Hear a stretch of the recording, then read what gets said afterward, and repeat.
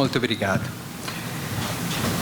Me disculpo porque no falo portugués, pero hablaré en español y es una lengua que finalmente creo que podemos comprender.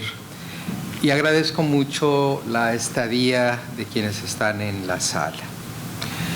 Expreso también mi enorme agradecimiento a los organizadores de este magno simposio, particularmente al Instituto de Abogados de Brasil y al ilustre profesor Francisco Amaral por su hospitalidad y gentiles atenciones que de él hemos recibido. Muchas gracias, querido profesor.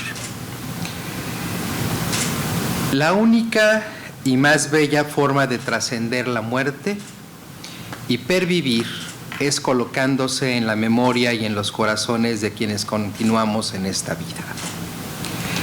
Conmemorar el centenario del natalicio de uno de los más notables hijos que ha dado el Brasil es un acto justo y un acto de amor. Quienes nos dedicamos al estudio del derecho y particularmente al estudio del derecho romano, entendemos el profundo significado del término jurista.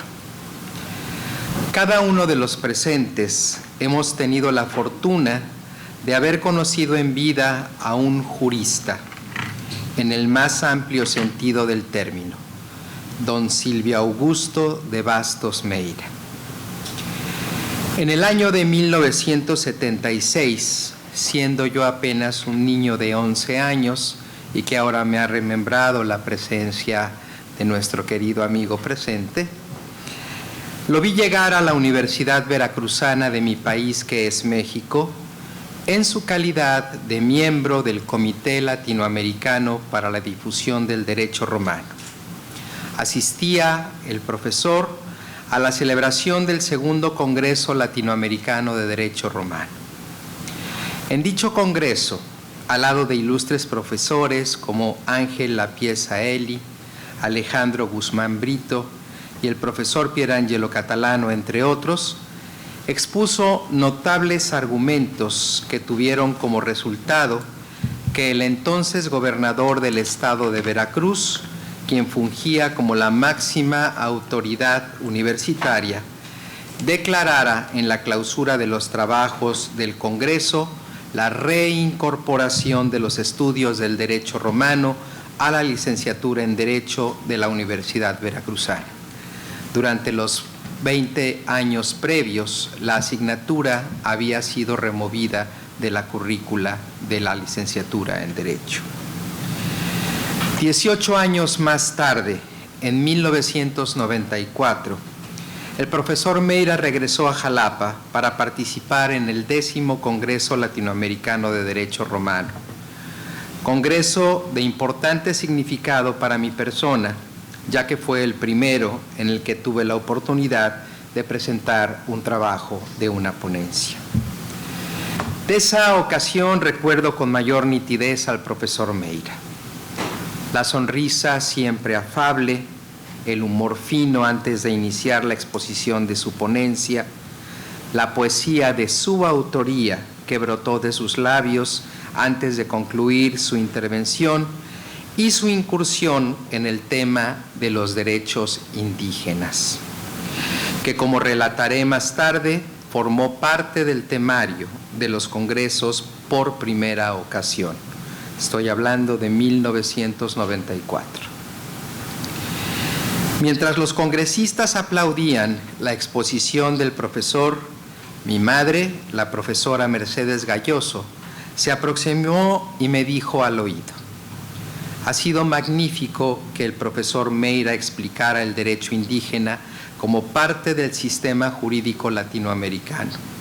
Meira tiene mucho peso entre nosotros. De entre las decenas de títulos y diplomas honoríficos que recibió el profesor Meira, entre ellos algunos esta mañana los escuchamos, me conmovió encontrar incluida en una de sus síntesis curriculares el diploma al mérito que le otorgó la Universidad Veracruzana. Estoy cierto que en algún sentido especial para el profesor Meira, México estuvo en su corazón. Como lo dije, fue hace 25 años, en 1994, cuando por primera ocasión se incluyeron los derechos indígenas en el temario de los congresos latinoamericanos de derecho romano. Los profesores Pierangelo Catalano y Mercedes Galloso habían realizado publicaciones previas que mostraron la importancia de su estudio desde las siguientes ópticas. El profesor Catalano expuso los argumentos necesarios para sustentar que el derecho en América Latina está conformado por lo que denominamos el bloque romano-ibérico indígena, y por tanto es necesario el estudio de las instituciones jurídicas de los derechos indígenas para los siguientes objetivos: comprender el concepto de sistema y conformar un frente común a partir de la resistencia frente a la penetración de otros sistemas jurídicos.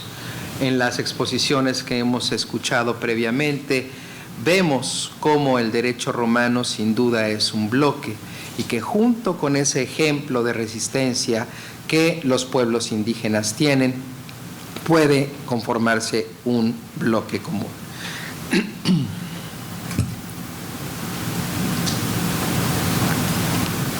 Por su parte, la profesora Mercedes Galloso mostró las similitudes esenciales en instituciones torales romanas como indígenas, tales como el concepto de persona, con referencia especial al concebido, el nasciturus o el ticitl de los indígenas de una zona de México, el matrimonio, la familia y la asamblea como máximo órgano de gobierno. El profesor Meira, precursor en el tratamiento del tema de los derechos indígenas en los congresos en Jalapa, 1994. Los planteamientos resumidos del profesor Meira fueron los siguientes. Expone la contribución del derecho romano para interpretar los principios generales del derecho como una circunstancia fundamental. Tal contribución se hace notable también en la individualización del sistema jurídico latinoamericano, expresó el doctor Meira. Enfatiza la relevancia de la cultura romanística de los autores de los proyectos de códigos civiles en América Latina y de sus primeros comentaristas, entre los que sobresalen de Brasil las figuras de Teixeira de Freitas y Clovis Bevilacqua. Y créanme que es una enorme emoción estar sentado en esta mesa justamente flanqueado con las imágenes de tan ilustres juristas. De Chile, don Andrés Bello y el maestro, el jurista Vélez de Argentina. Muestra que paralelamente en algunas naciones como México y el Perú, esto es una cita del profesor Meira, el contingente indígena tiene una alta significación. Expone que atendiendo a las indicaciones metodológicas que se incluyen en la convocatoria de este 9º Congreso, sigue hablando el maestro Meira, concede en la Facultad de Derecho, Seminario de Derecho Romano, que tiene al frente a la inminente profesora Mercedes Galloso y Navarrete, surgen las siguientes consideraciones en 3 aspectos fundamentales.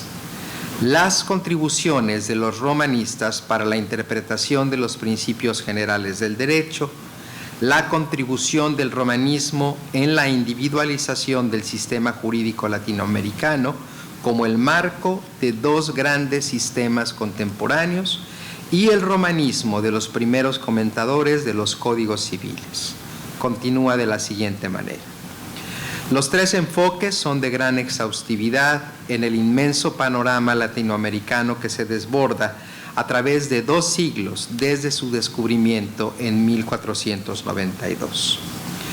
Con relación a los principios generales del derecho, nos dice el profesor Meira que tales principios son eternos y acompañan la vida jurídica de los pueblos en todos los tiempos y en todas las latitudes. Filósofos del derecho y teólogos, entre ellos el gran Santo Tomás de Aquino, estudiaron minuciosamente los textos latinos y griegos para encontrar el sentido real de tales principios de cara a la ley escrita.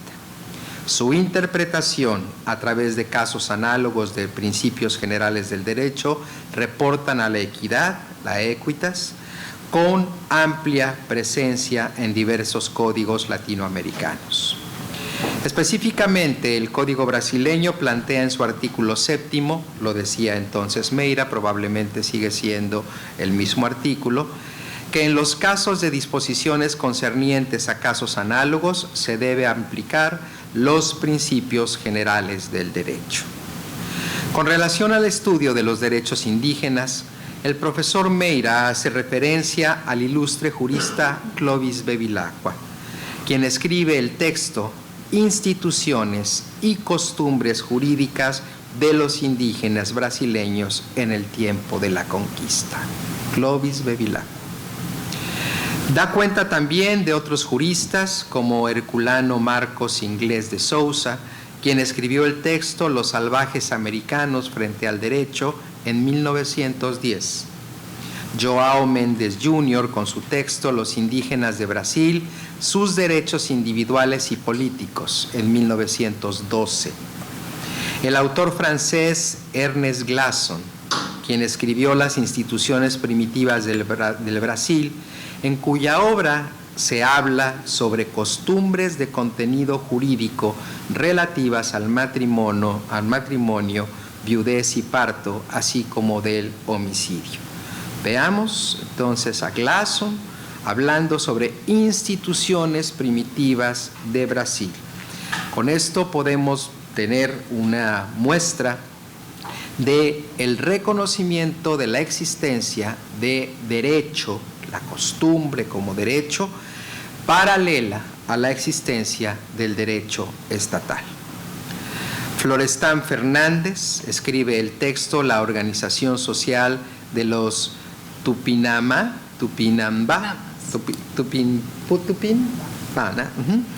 esto es en Sao Paulo en 1989.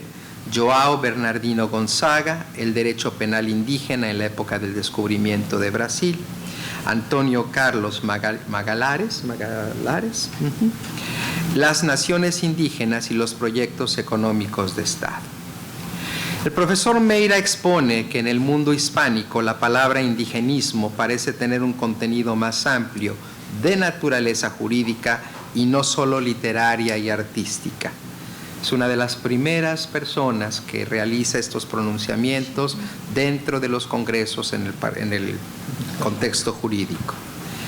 Una muestra importante es la que España realizó al legislar para sus colonias a través de la enorme obra conocida como las leyes de Indias. Y continúa. El indigenismo y el romanismo son dos fuerzas que se encuentran en un tiempo y en un espacio y que parecen repelerse. Sus culturas atraviesan los siglos en constantes disputas. Ese entrechoque no parece ser fácilmente eliminado, en tanto que países como Argentina y el Brasil observan a sus poblaciones silvestres reducidas al mínimo.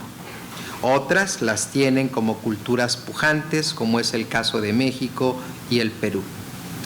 Sigue hablando el profesor Meira. Los juristas latinoamericanos, al menos los brasileños en principio, se han ocupado más del estudio del romanismo que del indigenismo. El indigenismo había quedado para el estudio de los poetas, los novelistas, los antropólogos o los lingüistas.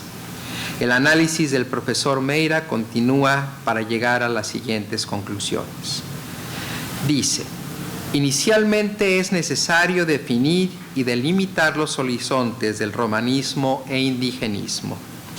Pretendemos abrevar de todas las fuentes que la cultura romana dejó para la posteridad, dando frutos jurídicos, artísticos, filosóficos, arquitectónicos, arqueológicos y de literatura.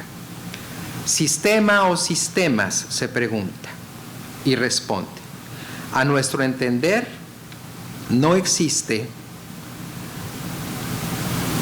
uniformidad sistemática. Las contribuciones regionales concurren para que el mapa eurorromanista americano se diversifique. Las fuentes precolombinas de América Central y de nuestros Andes son muy fecundas y hasta cierto punto confrontan la avalancha romana. La individualización de los países latinoamericanos depende de tales factores. Hay lazos que unen a las naciones, pero fuerzas autóctonas que las separan. En mi reflexión final, el profesor Meira abre la posibilidad a los romanistas para entender la pluralidad, la interculturalidad y la posibilidad de coexistencia de diversos sistemas jurídicos que conforman lo que, como dije, se ha denominado el bloque romano indígena. Espero con esto haber despejado las dudas, sobre todo la cara de interrogación de mi estimado colega, quien dijo, mi abuelo, hablando de esto, pues también abordó el tema.